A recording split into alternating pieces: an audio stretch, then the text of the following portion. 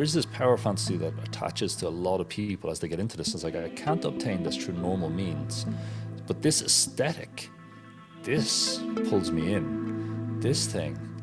And that's what I think gets us in. But when we begin to see, or if we can see, beneath the aesthetic, there's something else. There's something else. And then when we see there's still all these dressings and all these kind of things, like, I'm doing this type of magic, I'm doing chaos magic, I'm doing Solomonic.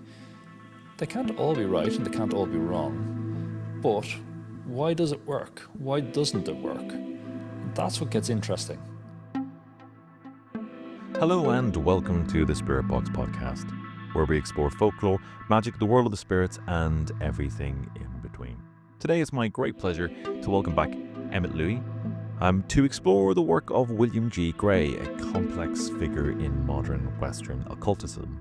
We dive into Gray's writings and his book An Outlook on Our Inner Western Way, discussing how his ideas about spiritual attainment still hold power despite his very human flaws. Emmet speaks candidly about Gray's complicated legacy, and we talk about the challenge of engaging with material that is both insightful and uncomfortable. Emmet shares how the idea of the outer court influenced his approach to teaching, and we explore the strange value of misleading or flawed material in spiritual traditions, how even the wrong turn can lead you somewhere meaningful. In the Plus show, we go deeper and we talk about magic as a living practice, the role of vibes and intuition, and how real teaching often happens through non-verbal transmission rather than formal instruction. Emmet reflects on his own experience with magical schools, the lessons he's learned from conflict, and how discernment becomes a crucial tool in finding the right teachers. We also discuss how personal and cultural symbols intertwine, how to interpret your own visionary language, and how sincerity cuts through the aesthetic traps that often surround esoteric work. The conversation winds through 19th century occultism, folk magic, and the literary imagination of that era. All the ways the past continues to whisper through to our practices today. It's a rich and honest discussion about what it really means to walk the Western way, with all its contradictions, revelations, and moments of magic in the mundane. Now, if you'd like to hear the Plus show, simple thing to do is to find the link below in the show notes and come and join the Patreon. You can either sign up as a member and get access to all of the back catalogue, 5 years worth of Plus shows, bonus shows, writing. There's a wealth of information and stuff there. Or you can simply purchase the extended version of this show. That's entirely up to you. I know people can get subscriptioned out, as it were, but you do get an extra podcast, a whole extra podcast called Nameless, which comes out once a month, and it's a discussion with Tommy, Kelly, and I. Alternatively, if you're not into that but would like to support me, then by all means pick up a copy of my book, Son of the Dark Man, Father of Witches. It's always greatly appreciated. Right, let's get on with the show.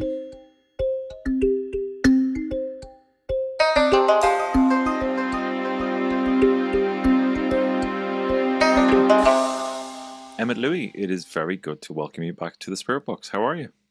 I am good. Thank you for having me back. You're very welcome. Yeah. Just to get the ball rolling, could you tell the good people a little bit about yourself, who you are, how you ended up on the show? Yeah, how I ended up on the show. I ended up on the show by shitposting enough to Dara that eventually got desperate and put me on. So, I don't know. This is the thing. I don't really have a biography. I was on the podcast before, so people can listen to that. But my interest is more dedicated hobbyist in all things occult. So this is where I come from. I'm not haven't really got a book or a course or anything. I'm here to chill. So let's just get on with it. We're doing this Irish thing, what we call decentering, where we don't like to have the focus on ourselves in conversations. So we're just going to shift it towards what we're going to do, and that'll be good enough. Is that what that's called? Yeah, decentering. I found that out recently.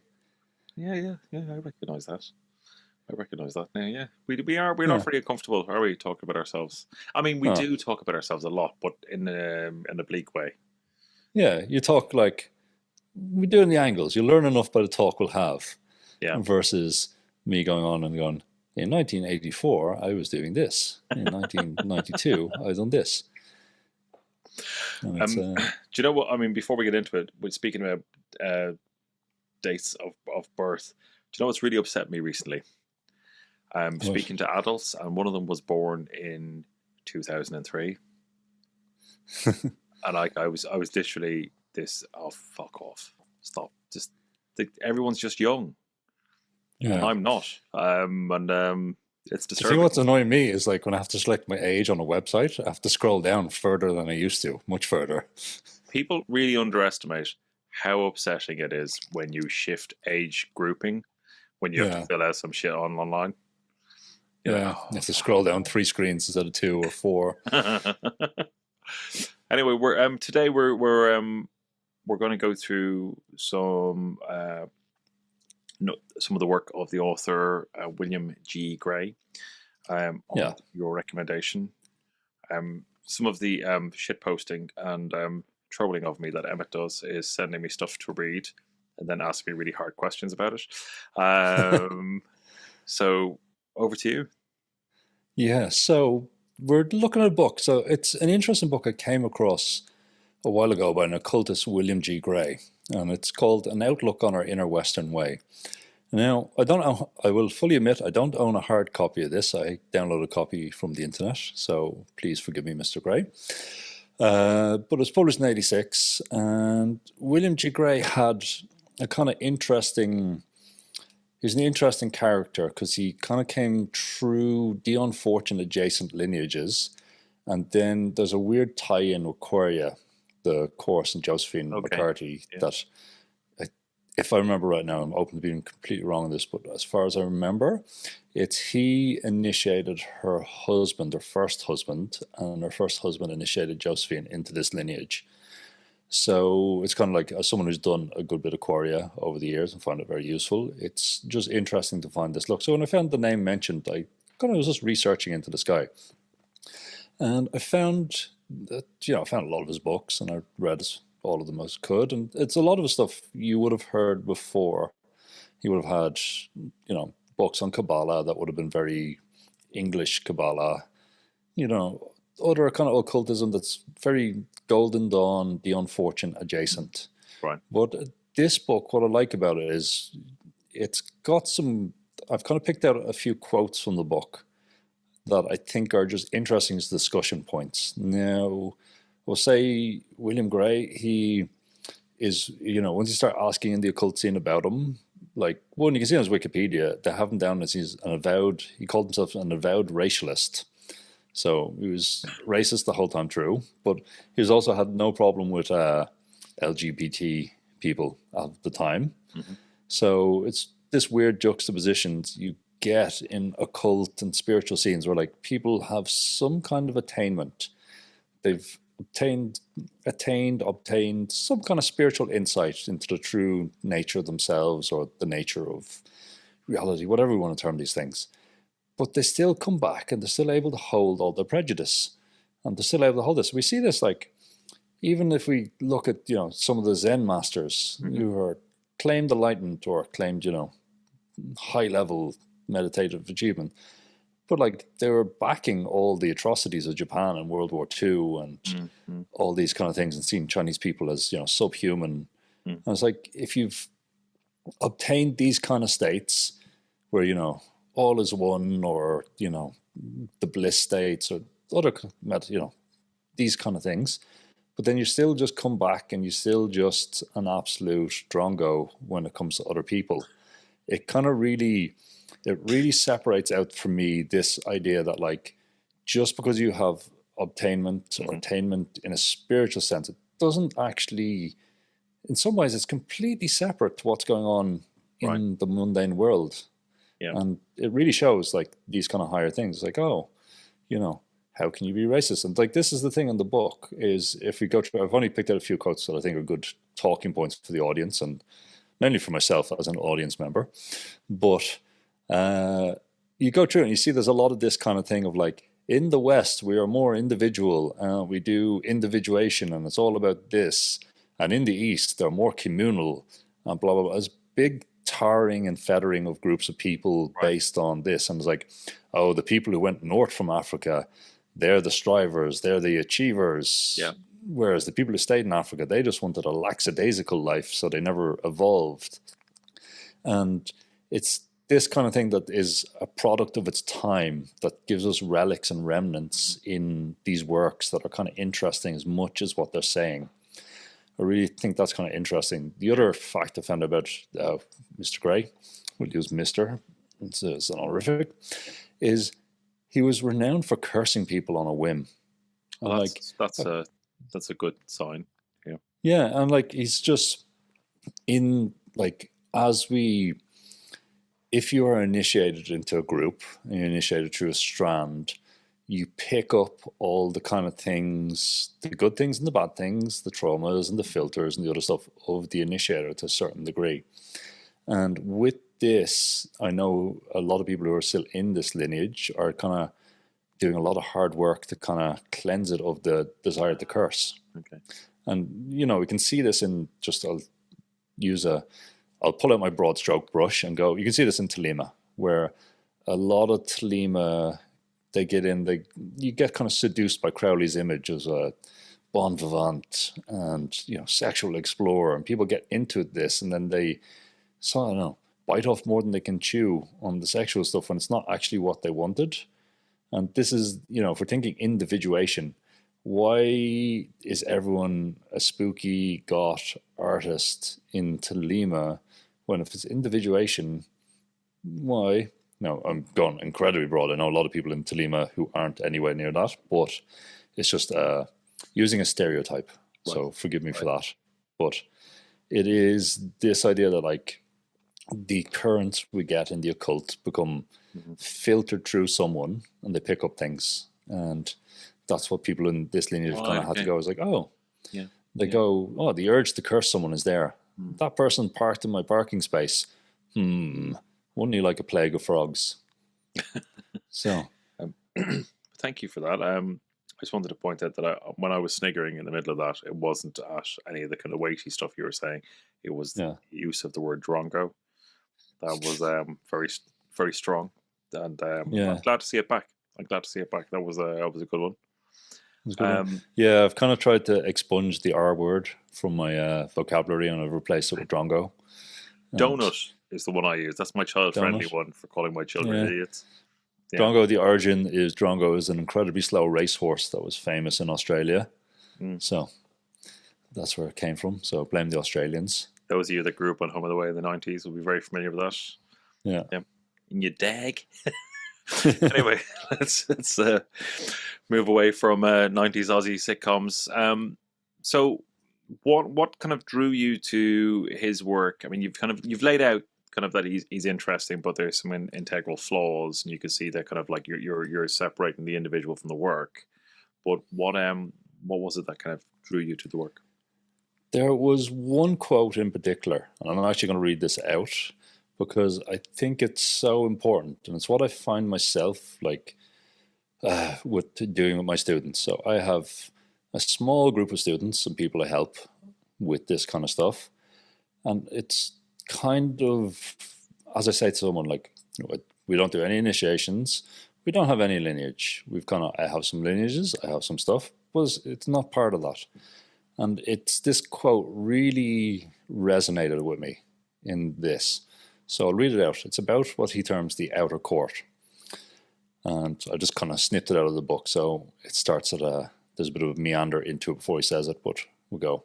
So all of this applies directly to our Western inner way. Its spiritual actuality is indeed surrounded by a vast field of misleading, inaccurate, and diversionary material. We might well suppose that its appointed guardians have camouflaged its paths very cleverly against unworthy entrants and unwelcome intruders. Only those intelligent and determined enough to penetrate the barriers and surmount the formidable obstacles are likely to reach the realities symbolized by the goal. Through this filtering system, sometimes called the outer court, aspiring souls sort themselves out stage by stage as they respond to various spiritual stimuli. In this way, they select their own status and either make consistent progress towards truer systems of living or remain stranded at some particular level until ready to release themselves and continue along a corrected course. Therefore, from a spiritual viewpoint, all the apparent rubbish, absurdity, and commercial claptrap obscuring the entrances to our Western inner traditions are really quite valuable. Nothing else categorizes seekers of genuine self-ways to illumination so quickly and as effectively as this acid test of occult acumen. Well-meaning meanderers through the outer court usually come to little harm apart from wasted time and money, and they may actually eventually produce some useful experiences. Over-eager enthusiasts frequently become happily absorbed with the toys and games left around for children to play with, and cheerfully pass a lifetime in amiable amusement. Those with more devious motivations frequently injure themselves with the very tools they pick up in hopes of hurting others. Only those few with the ability to find their way through the tangles of this thorny area step by step will come anywhere close to the truths. As an example, it is obvious that none of the catchpenny claimants to modern occult supermarketry can possibly provide anything except expensive entertainment or overpriced handicrafts. Nothing of a purely spiritual nature can ever be purchased or bartered. Thus, any claims involving the sale of spiritual powers, privileges, and specific properties are by their very nature false. However, for something to be false, there must by necessity be something true proving it so. Once we realize how to read the directions correctly, whatever falsehoods have attached themselves to our tradition will act as indicators of its truth. In a sense, we might expect our Western inner way to contain a core of truth protected by a defensive covering of falsehoods and deception. The more our tradition is misused and mistreated, the thicker and more confusing that covering becomes. Just as the body produces scar tissue over a wound, an injury to the soul reacts much the same. Since our tradition expresses the soul of a people, it follows similar laws.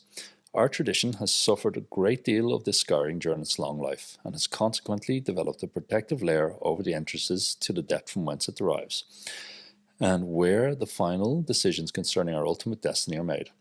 It is a small wonder then that the paths to the inner tradition of the West are so hard to find.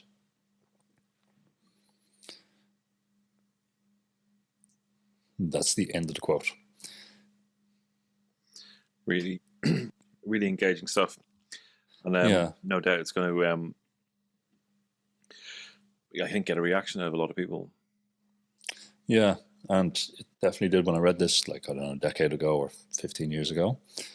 And this is what I think is interesting, because I disagree with Gray on a few things, that there is one inner Western way and there's other stuff, and he does kind of outline. There's some interesting stuff later in the book how he outlines how there is a core spiritual truth, and how that core spiritual truth expresses itself through different groups and different epochs, and how it's changed and the process of change it goes through and other stuff. We can talk about that a bit later, but it's just an interesting thing where we think about how we approach the occult in general, or esotericism. We're attracted to it almost on a base level of aesthetics or a power fantasy. And this is incredibly things like, if we look at a lot of people, myself included, on these kind of things, it's like, why did I want to get into this? I wanted power. I wanted to be able to make money appear. I wanted to be able to take control of things. And there is this power fantasy that attaches to a lot of people as they get into this. It's like, I can't obtain this through normal means, but this aesthetic, this pulls me in, this thing. And that's what I think gets us in. But when we begin to see, or if we can see, beneath the aesthetic, there's something else. There's something else. And then when we see there's still all these dressings and all these kind of things, it's like, I'm doing this type of magic. I'm doing chaos magic. I'm doing Solomonic. They can't all be right and they can't all be wrong. But why does it work? Why doesn't it work? And that's what gets interesting. Like, you're just talking about like pure results magic. It's one of these things where I've been thinking a lot about results magic a little bit lately, just on thing. It's like, magic for me to get like kind of results, like, it's very easy to get my needs met. Very, very easy. My wants now, if I wanted a Lambo, it's probably not going to happen. But if I needed a new roof, which I did need a new roof for my house, it's the money I needed, which was substantial, was there because the house needed it. Fine. And it's this kind of thing where it's like, oh, there's something there. There's something to this where it's like, okay. And once you understand the aesthetics, for me, definitely, there's definitely an attraction to an aesthetic type of occult, or a window dressing. And like, I know a lot of people are like this, but then they get caught with the window dressing, where we can think everyone, I think there's a large group of like the occult community. They dress and they have an aesthetic like they are Scorpio rising. Like, it's just, you can go up to them, you're Scorpio rising. Oh, how'd you know? Oh, well, it's a bit obvious, really. But it's this kind of filtering system, because it kind of like levels people out and attracts them in. If we think about, say, back to the 90s, The Craft, that movie. Yeah. How many people got attracted in, or because of the aesthetic of a movie and the power fantasy projected? And then they were like kept in it, and then some of them stuck with it and then dropped off after a while. But I know some witches who, that's how they got into the craft, that's how they got in, but then they found something else beyond this aesthetic, right, that they're able to go and discard the kind of crafty movie idea, but there's still something there.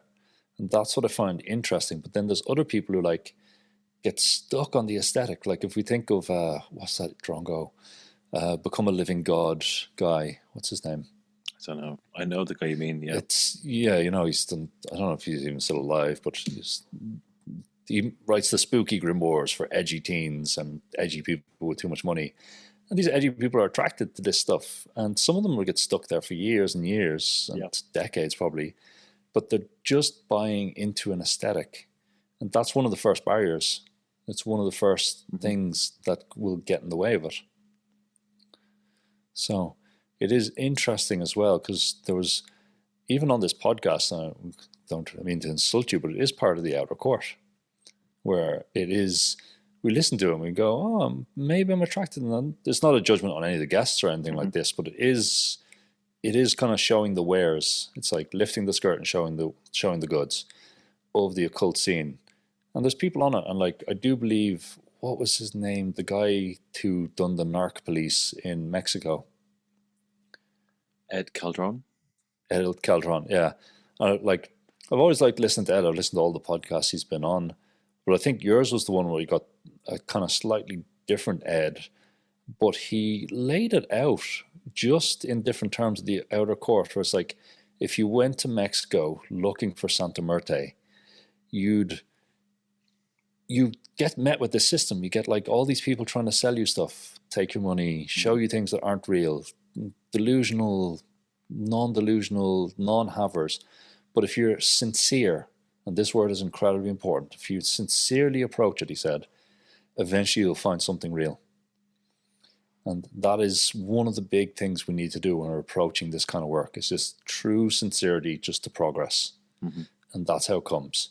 Where if it's kind of like, oh, I'm kind of happy where I'm at, or my sincerity, it wasn't real, then I just get stuck somewhere. Right. Yeah. It's very interesting. And when you first pointed this out to me, I found it a very good tool, a very good lens to look at things at. Not in a judgmental way, but more of monitoring my own impulses, or my own kind of attraction to things, and trying to unpack, well, why is that attractive? Why is that interesting? And to try and get to the root of that. Because as you said, like, is it the aesthetic, or is it power? And understand it a bit more. It's definitely, I think, a good tool to have in one's kind of repertoire, to assess your own kind of motivations through that lens. Yeah. Then it's also, sorry, your camera's gone again. Let me switch it on. Cool. We're back. For those of you listening or not watching, so Dara's camera keeps like basically blasting me with a psychedelic TV pause screen of kaleidoscope of other stuff, and he's tried 2 cameras, so we're blaming Zoom on this one. I'm blaming Emmet's computer, but you crack on. Go on. No, don't. My computer's incredibly expensive. No, it's not. but I have a 3060 in it, so it's already gone again. All right. It kind of looks like basically, if I sat down and tranced out a bit, I'm sure I could do some mediumship with this screen. Anyway, so there's another point here that I think is incredibly important. And there's a couple of points in this, actually. One of them is he, through the course of this book, he's presenting something that's almost going on towards mysticism. It's going on attainment of the higher self, the true self. These things are, the kind of the carrot that's dangled in front of you in a lot of meditative systems. No, keep doing this and you'll obtain the true self. What is the true self? Oh, you'll find that out by doing the thing. Mm-hmm. There is this carrot dangled that if you stick with this practice and get your way through the outer court, you will obtain this thing. But this constant seeking as well has to be tempered as well. There has to be some level of satisfaction, I think, and recognition of what you've done. Because otherwise we're moving on to the next thing. I've done this, what's next? I've done this, what's next? So just that, and it's these kind of carrots that are dangled. We just have to watch out for them as well, because then they can also become I was doing something, I was in the right place for me. I was doing whatever practice and it was right for me. But then someone comes along and dangles, no, but you could get the true inner self by doing this. Mm-hmm. It's just something to bear in mind as we talk through this as well. But there's one thing here interesting is, and it comes up in the teachers quote on teachers as well, that is interesting, but it's one of these things. Where is go on this? And nothing of a purely spiritual nature can ever be purchased or bartered. Thus, any claims involving the sale of spiritual powers, privileges, or specific properties are by very nature false. And I agree with this. There's a level of transmission that goes beyond this stuff when we're obtaining it. And I remember I watched a talk or quote or a little snippet by Adyashanti, and he's talking about, once again, your true nature, TM, and blah, blah, blah. But he's talking about no guru can give it to this. No one can hit you with a peacock feather and transmit this to you and give it to you because you already have it. And that's what a lot of this is, I feel, this getting through the outer court or getting something, it's something you already have and you're just trying to uncover it. It's almost a process of removal. It's not a process of getting things, getting more tools. Mm-hmm. The tools and the other stuff and the rituals and the spirits and the names and the books, they can be a distraction, or they can be this false friend where you think, oh, if I do this ritual, then I get something. If I do this, then I get something. It's well, you actually already have it. You're just not recognizing it to a certain degree. This comes down to even the ability to do magic as well. It's literally, if we're just talking straight up results or something like this, it's all the tools are there. You just don't know how to use them in yourself or how to evoke that kind of something, this non-manifest something out of yourself to get it. But it's already in there. And that's what I always find interesting. It's sort of, this is my own interpretation of things, obviously, but I definitely think there is something to it.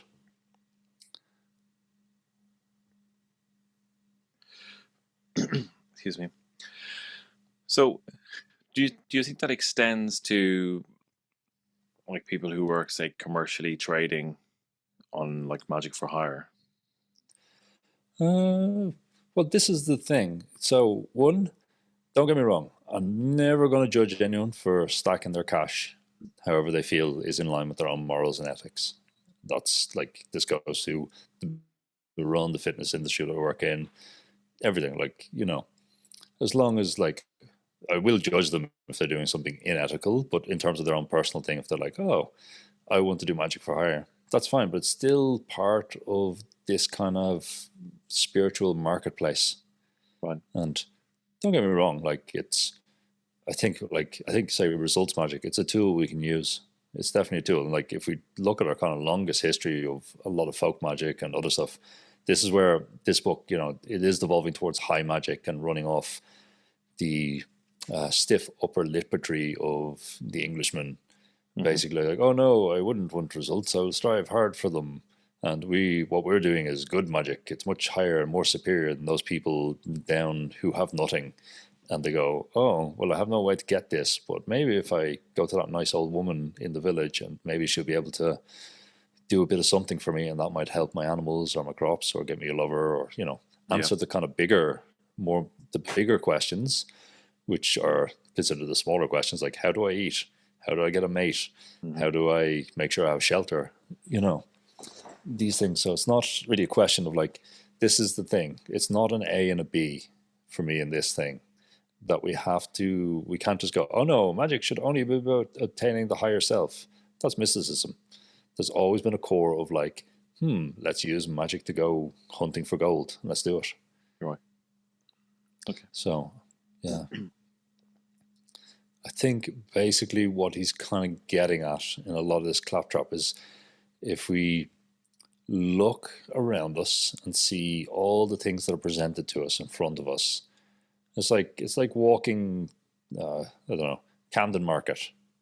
You walk through Camden Market. You've been to Camden Market in London. It's a really cool market. It's a big covered market with loads of different things.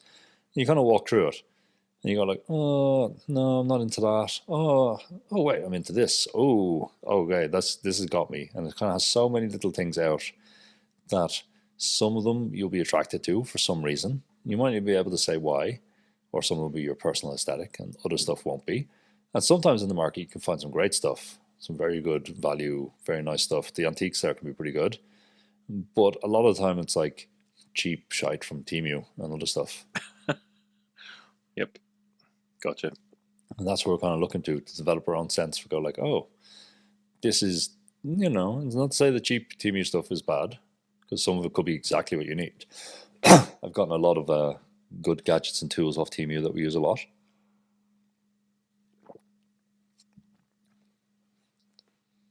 So there's nothing wrong with Temu magic? Nothing wrong. But is it what you need? That's the question you need to answer. Right. Do you need the Labubu? Maybe I do. Maybe I need a familiar, and a Labubu is a great place for it.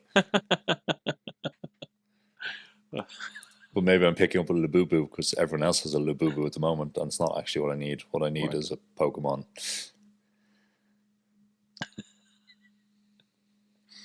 I like it. Yeah. That's a cultural reference for the younger people to absorb nicely. I think Pokemon is still cool. Maybe. I mean, might as well have a card collection instead of a pension at this stage, but, Well, I know it's just through the hedge funds. So I know there's 2 hedge funds in USA that sends their interns out to basically go hunting in Goodwill in the States for Pokemon collections, buy everything they can, and then they bring them back, grade them, and sort them. Wow. Yeah. And it's turning profit, apparently. I can imagine it is, yeah. So, Yeah. I find with that, like, just quick diversion before next quote. Yeah, I had a guy I was coaching for a while, just in normal coaching, and he was telling me, oh yeah, we were kind of joking about Pokemon cards. He's like, oh yeah,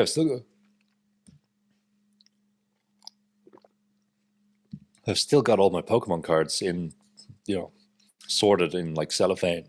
Mm. And I was like, really? They could be worth a lot of money. So he's like, really? And I was like, yeah. So he got them out of the attic, he got them graded, and he had enough money to put down a deposit in the house. Wow, really? Yeah. That's something, isn't it? Yeah, so we don't knock Pokemon. Yeah. All these quotes are super big. I wish these were like one-liner soundbite quotes. But they're not. They're thinking quotes, which, cause a bit to think. So the next quote I've kind of picked out on teachers, because for me, it's something that I personally experienced with teachers and mentors I've had, and just even people I've been in contact with in the scene, where it's like, okay, this is it. It's even like on the own stuff I do, a lot of stuff is on this level. It's not done on this, and Dara maybe can confirm and deny some of this because we work a little bit together. But anyway, teachers. Our secret tradition is not something that can be learned from the lips or writings of any one person, nor can it be taught like a technical skill. Each aspirant must evoke it out of themselves through inner contact with higher levels of consciousness, which directly involves such super mundane matters. Strictly speaking, nobody can tell anyone else precisely how to do this. All a teacher can impart is information concerning how he thought he did it on his own account, which may or may not help whoever he is speaking to. What is more important is his ability to actually mediate inner contacts with our spiritual superiors, so that those on lower levels may absorb this influence almost instinctively and translate it in later into terms they understand on their own.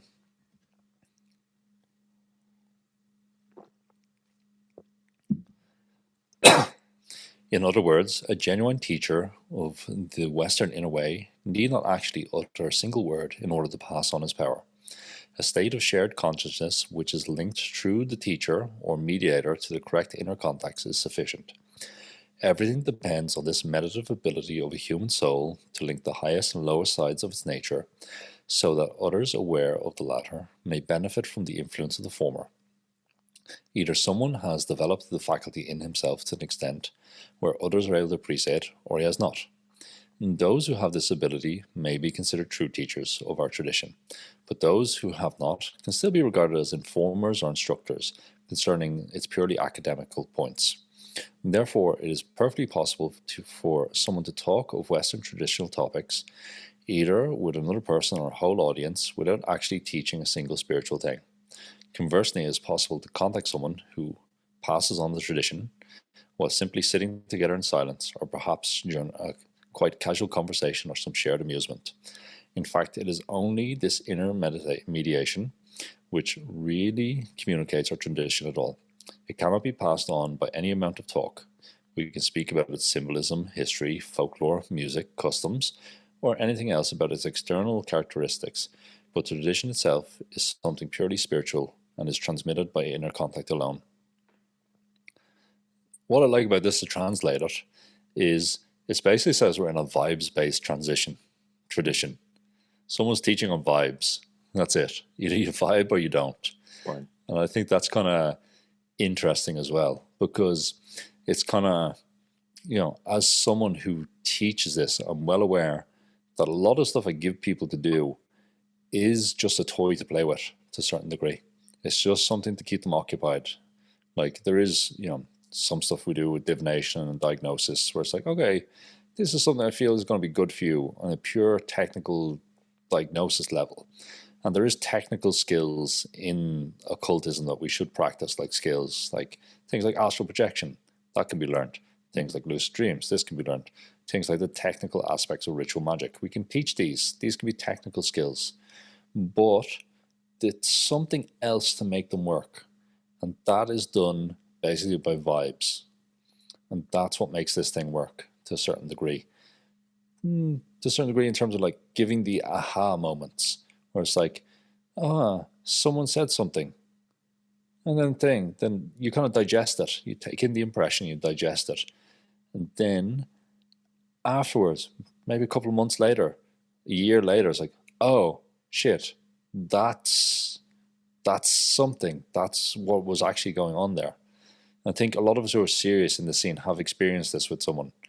We've been chatting with someone, maybe even not even about talking around the topic, but with someone who has kind of some degree of something in this, and then they just go, oh, that's something's changed. Something's changed. I've eaten something. I've eaten the words. I've digested the impression. And then the output, how that's changed the system, much like if we eat enough protein or something that builds muscle, it's gone in a way that we can't really explain, but something's changed. And that is kind of the spark on a lot of this. See, I think that's quite a meaty thing for people listening to this, because we do turn to teachers, and I have done this myself. We turn to teachers for answers, for truth, for to level up. as it were, you know, and as you described, those things seem to be couched in sometimes technical language, sometimes it's conversational reflection, but I find it really interesting you describe it as vibes, because I think you can tell. This is where I think things like listening to your body and your gut instinct, or whatever you want to call it, your intuition, whatever it is, are really important.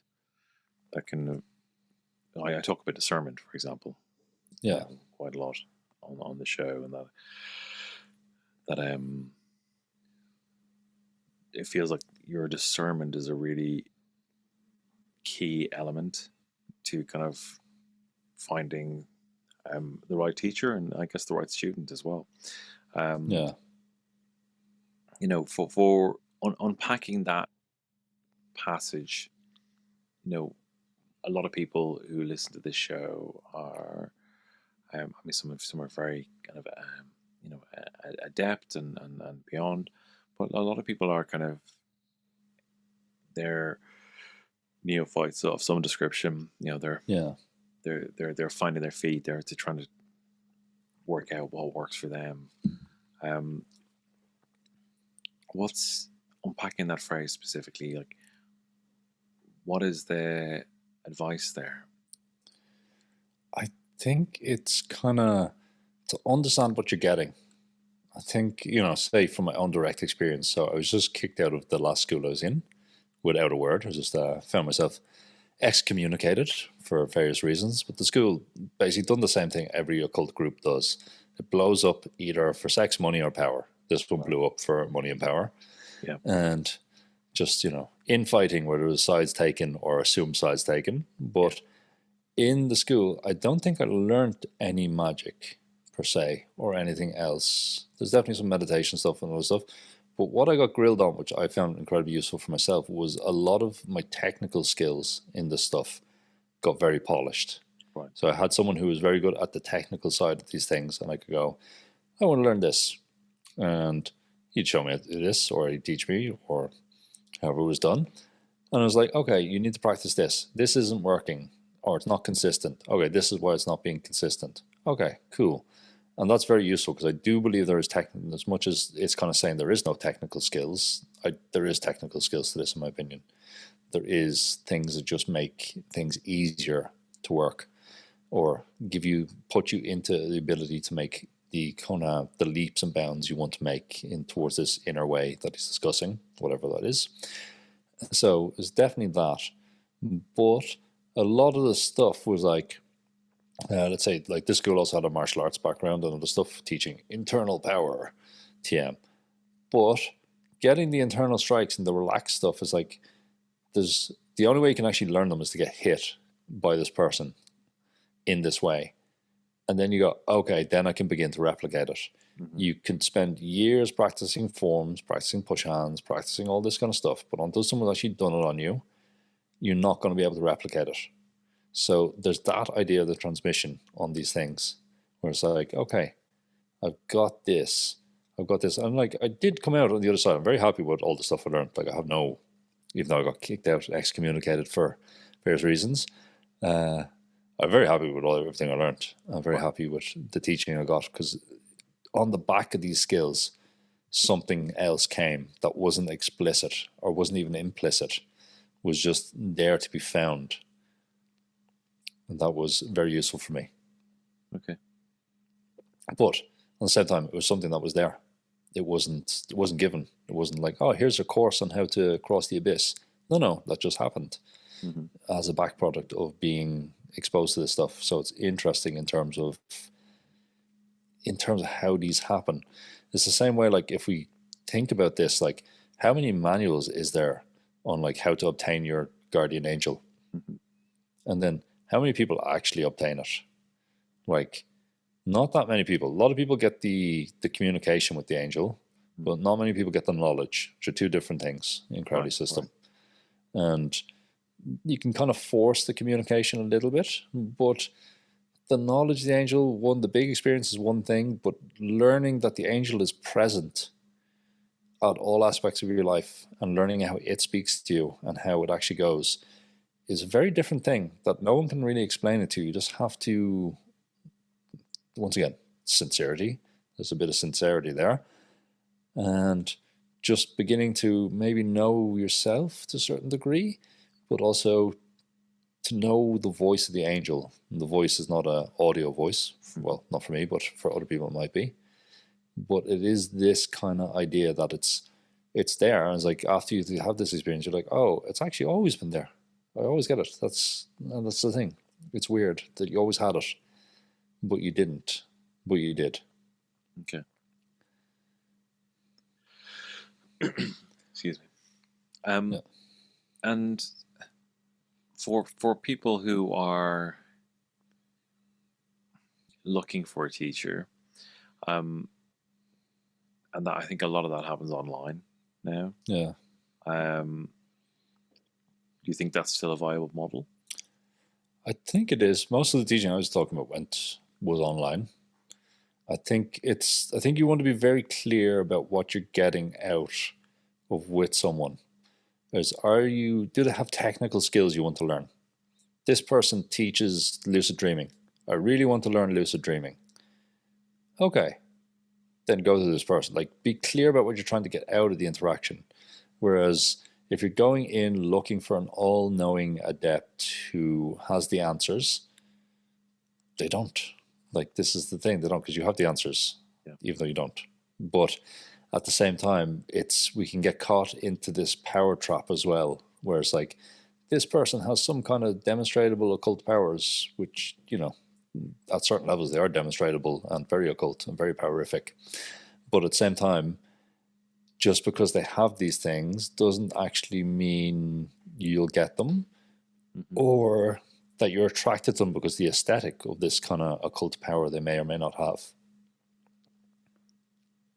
Okay. So it's hard. This is the thing. It's hard to find a teacher that can teach these things. A lot of the time, like when we're thinking about teachers, like a lot of people have this, but they're not even in the occult scene. They're not even that. You'll have a conversation with someone and that's what you needed.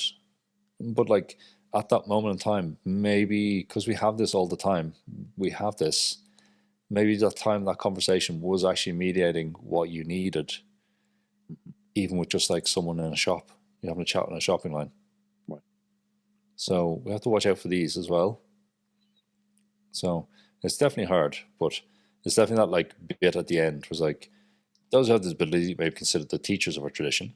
But those who have not can still be regarded as informers and instructors concerning its purely academic points. So just understand what you're looking for and what this person's selling, and then you can make more of a choice. Where you're looking for something they're not selling, you can get caught at their market stall for a very long time, thinking this is the thing I need. I just need to do more of it. But maybe it's not. But maybe you're very good at the technical side of this thing. So there's a lot of self-awareness then that one needs. Yeah, I think so. I think this is the sincerity towards yourself as much as towards the thing you're looking for. Right. Okay.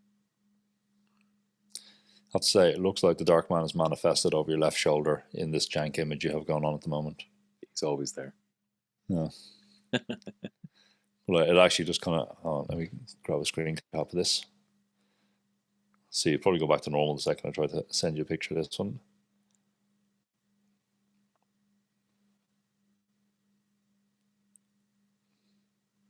There you go, on Instagram. Right, should we move on to the next quote? Yeah. Cool.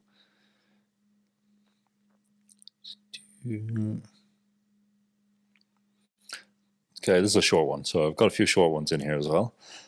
Another important point, so the tradition is not magic, is the title I've given this quote. Another important point to grasp is that our inner tradition in itself is not magic per se, but a purely spiritual substratum of our existence, reachable to different degrees by many ways. What we classify as magic is mainly a systemized process of applied consciousness and behavior calculated to touch our tradition as deeply and truly as we may. Mankind has understood and practiced magic under so many names, with so much variety of forms, that it may be very difficult to appreciate its influence and necessity in our modern life. To help us see this issue a little more plainly, So we'll stop the quote there. So this is kind of one of the things where I go, if we look at magic as an art and a craft, it's something to be practiced, and some skills and these technical things that we can do that can push us in difference of, put us into the contact or into our own self is probably wrong there, but our own power. It's not a power fantasy. There's this idea that like we can teach these things through a systemized approach, where it's like, okay, we go through, say, Golden Dawn, for example. We start off and we try to balance our the elements of our star, and then once we balanced our star, then there's enough energy there to generate the spirit, the fifth point of the star. But we have to kind of settle these things down. So we have this kind of system of settling these things down. And then maybe that's calmed your life down and put you in a way of living that, you know, you're dealing with your emotions the right way, you're dealing with your material side the right way, all these kind of things, all these parts of the elements, that something else has a bit more space to deal with. And that is kind of one of the things. It's like, if we look at this, say, the simplicity of folk magic, this is one I've been mulling myself. It's like, why can someone take a loop of string, say some words or sing a little song, maybe the song doesn't even have any words, it's just a little melody, through the loop, close the knot, simplest, almost the most simplest form of magic you could do, and make it into something, make it work. Whereas why can someone see that person but not do it? What's that transmission on vibes where it's like, oh, someone teaches me this little bit of folk magic, but I'm able to pick up on the actual vibe of this person doing it, and then I can make it work. It's not the technical skill of tying a simple knot in a string and saying some words through it. It's not even the song or the words or the intent. There's something else there that's picked up on the vibe. And that's kind of what we're getting at in this kind of systematized process, that hopefully through bringing you through this process and stages and all these kind of levels and layers and rituals and other stuff, that you have enough chance to find the vibe and digest it. Excuse me. So how does one recognize that vibe? I cannot tell you that. It's going to be different for everyone. Mm-hmm. I think it's this idea that we have, a lot of places say, like, it's a heart-to-heart transmission. Right. Where it's, you're digesting something from someone's heart and they're transmitting it. Maybe they're transmitting it all the time. Maybe they're not. Maybe it's just that one time. Maybe it's conscious. Maybe it's unconscious. I think one of the ways of thinking about it to a certain degree is the strongest state wins in a lot of times. We can think about this in emotions, where it's like, you're all down the pub, you're down the pub with a group of mates, there's 6 or 7 of you, you're having a great time, and one of your friends walks in, and before they even said the word, you know something's up. And then they say, oh, something terrible has happened, my dad's in hospital, he's really sick. You kind of know something's been transmitted by that. There's an unconsciousness, there's a non-verbal communication mechanism about vibe and other stuff that we have as humans. It's innate to us. Right. And that's the level this is happening on. Okay. So a lot of the time on these processes and other stuff, it's just getting a chance to digest the vibe. Mm-hmm. Mm-hmm. And it sounds like there's a certain amount of, like, I'm not sure what the right word is, but receptivity. That might be a natural thing. I mean, you mentioned vibe. I mean, vibe kind of suggests that there's a natural connection between chemistry, for want of a better word. I think I'm using the vibe in the internet sense, or right. aura. I don't know. I spent too much time online, but I don't know how people are using these things. But there's kind of just a vibe to something and someone that you can pick up on. It's like, why I really like, I really like X and Y person at work. Everyone else thinks they're shit, but not because of anything they do at work. It's just something. Yeah. But I get on great with them. Mm-hmm. And the space, I create space for that person to show me their greatness. I mean, that makes things like online courses or online teaching like really, really hit and miss. Yeah, definitely. I would say that about most transmission media, like for anything, basically. Don't get me wrong, like for any kind of thing people are selling online. Yeah. Like there's so many courses, like if you were to say there's so many YouTube channels that teach marketing to a super high level where if you just followed their advice exactly as they laid it out in a technical manner, you'd make money. Mm-hmm. Indisputable. But a lot of people just go like, oh, I just don't like the way this guy presents the information. I hear you. That makes sense. Yeah. And that's what it can come down to as much as anything else. And there's nothing wrong with the information. The information is top quality. Mm-hmm. It's the same with this book. Like I've never read William G. Gray, but I've learned a lot from it. This book has definitely vibed with me. Mm-hmm. The same with I have some old books by Ernie Butler. And Ernie's been very present in my life ever since reading his books. Right. And it's just I just vibe with how he talks about things or how a thing, and that led to something else. Okay, yeah. So I wouldn't exclude any course or any type of media transmission. Mm-hmm. It doesn't have to be. Yeah, it's the same. Sorry, go ahead. Let's just say, use you as an example. I know you told me maybe you might have to edit this out if you don't want it out there, but you said in your own book, there's definitely points where you're writing, and there's definitely points where the dark man is writing. Oh God, yeah. And you're like, oh, and those bits are where you're that would be the mediation of the dark man into the written form. Mm-hmm. Now, people who are attuned to that would pick up on that. Other people just read it just like a text mm-hmm. and not pick up on the vibe of it. Mm-hmm. Yeah, okay, gotcha.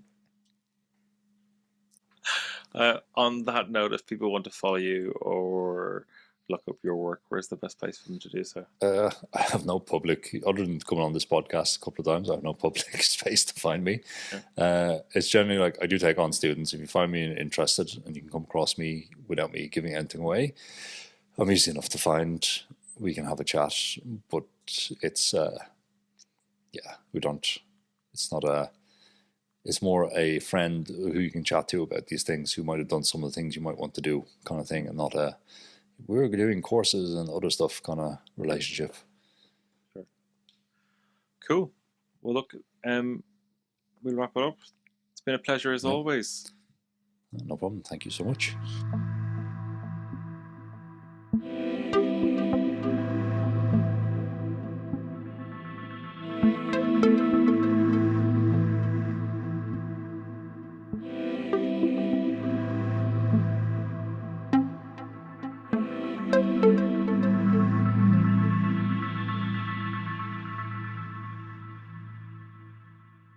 Thank you, Emmet. Lots of food for thought there.